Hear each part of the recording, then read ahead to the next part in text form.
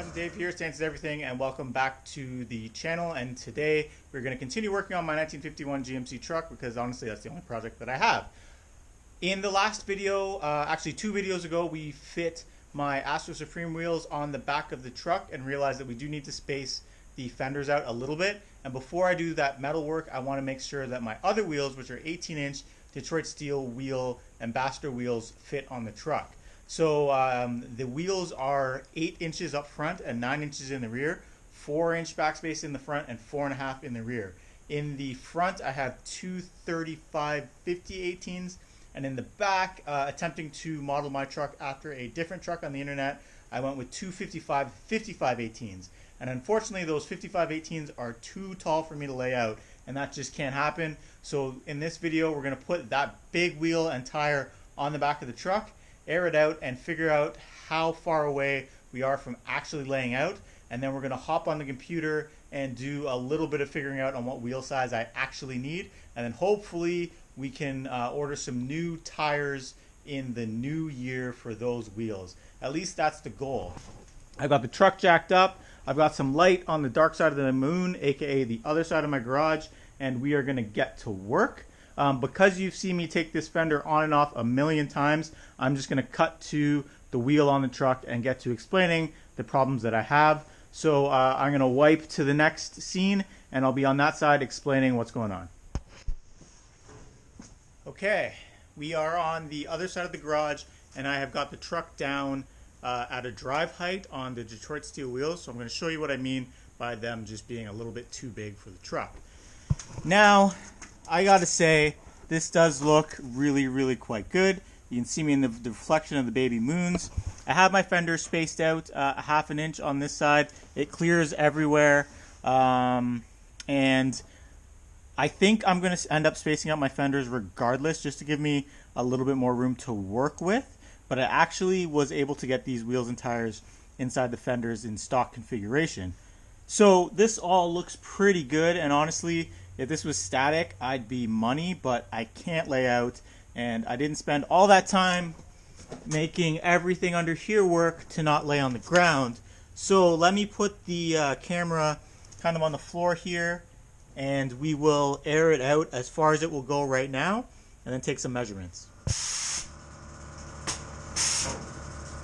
So we are now aired out on the Detroit steel wheels. You can kind of hear by that, this is solidly hitting the top of this fender. It's also hitting the inside of the fender because of how I have it spaced out, but it's hitting the top of the fender.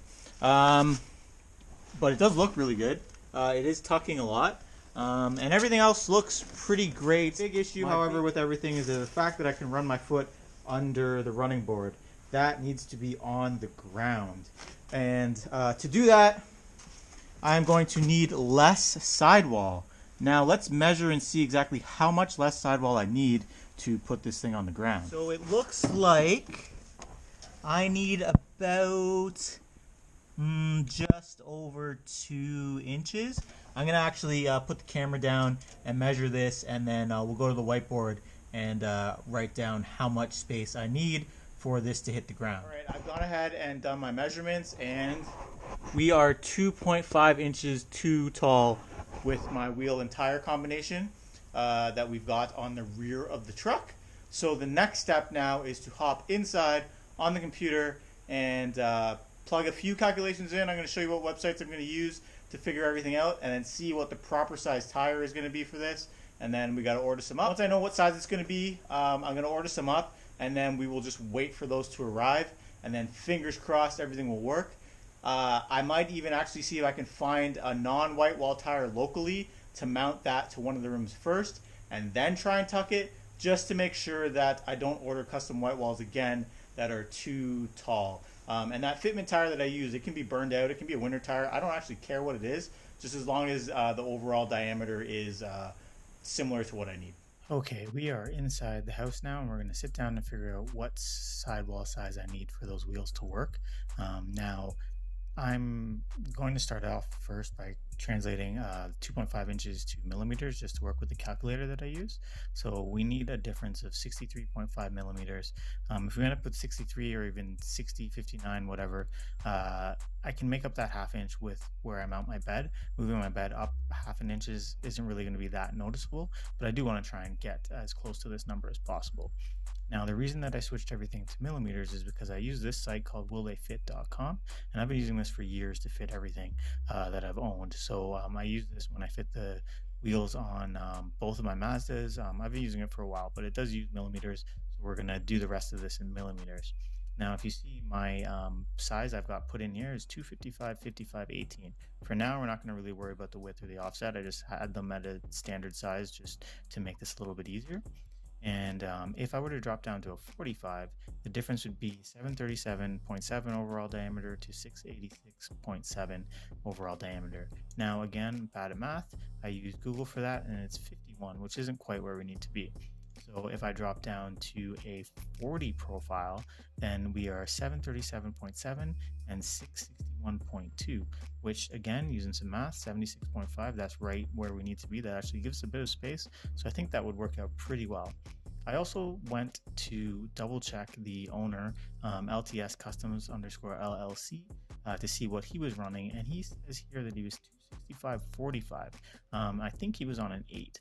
So I'm going to just check what that was. And 265.45, the difference is 695 versus my 737. And again, if you go here, that's not quite enough. So I am not going to end up doing that. Now, I do have my front Detroit steel wheels that I can try on the truck to let us know we're heading in the right direction. And so I compared that, which is a 255/55/18. With a 9-inch width and a 12-inch offset. To convert my inches offset to millimeters, I used this calculator on streetprowheels.com. And if we go back to it, I punched both of the values in. They were actually pretty much dead on as far as everything goes. And then it's 737 and 692.2. That is not quite the amount that we need to verify things.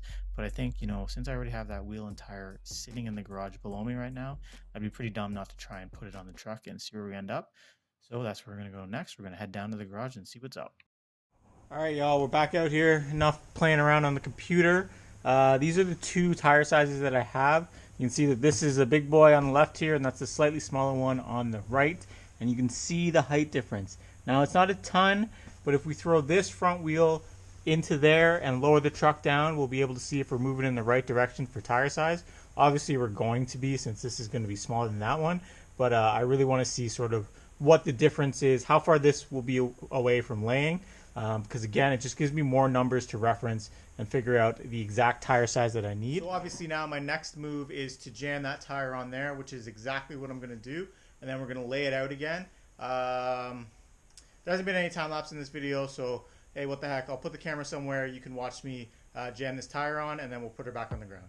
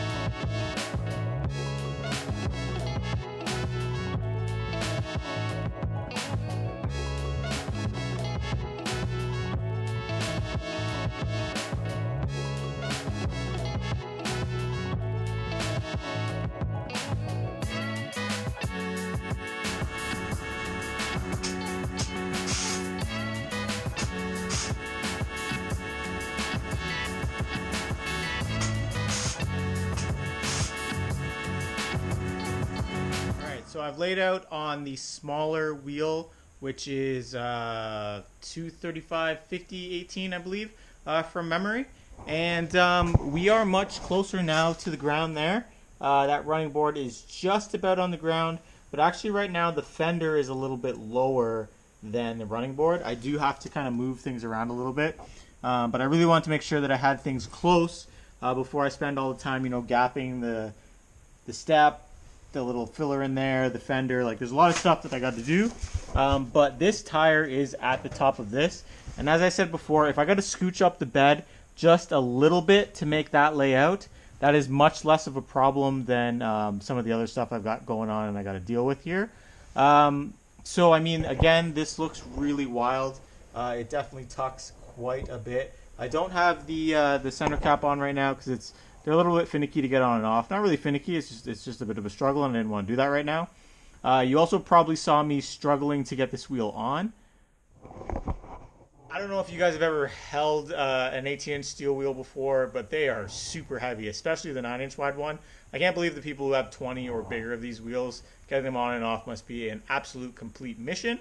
But, you know, how's the saying go? Strength, weight, and affordability. You get to pick two. I chose strength and affordability, and the Detroit steel wheels are actually pretty strong. So I can sacrifice weight because this is not a drag truck. Anyway, back to what we're talking about. So obviously now I have figured out that going with less of a sidewall is definitely the route we want to take. And if I got into about the overall diameter of this wheel and tire setup, we'd pretty much be able to lay out. I'm way happier with how this works. If we do the foot test, can't get my foot under there. I can kind of get my toe under, which again is what I'm saying. When I fiddle with everything, I can probably get that fitting really nicely. So I am pretty happy with what we figured out here. Like I said, the tire is 2.5 inches too tall, and we figured out that it needs to be about 26 inches overall diameter, which is kind of funky because it matches up with some of these other measurements for my drive shaft, you know, 26 and an eighth. It's kind of weird how everything's working out that way. I don't know what that's about. Maybe a little bit of fate, but we can definitely knock off the Detroit steel wheel tire sizes, and then we can keep her moving. So this video is going to be a wrap. Again, I know there wasn't a ton of work going down in this video, but this is definitely stuff I do need to figure out to get this truck on the road and sort of show worthy and all that jazz moving forward. The next thing we're going to tackle in the next video is figure out a way to make these rear bed mounts less hacky. I have some ideas. I've got a little bit of metal over there. We're going to have to wait until the next video to get really into that. Probably do the fab work in one and then paint them in another video. But thanks again for watching this one. I got to give a huge thanks to everybody who's given me a couple of comments on the last video because I haven't been getting a ton of comments, so I'm super stoked to see the few that have come in. And, you know, everybody who's rejoined me from checking out my website in the past. I'm really stoked to keep working away on this truck. So thanks again for watching, and we will see you in the next video.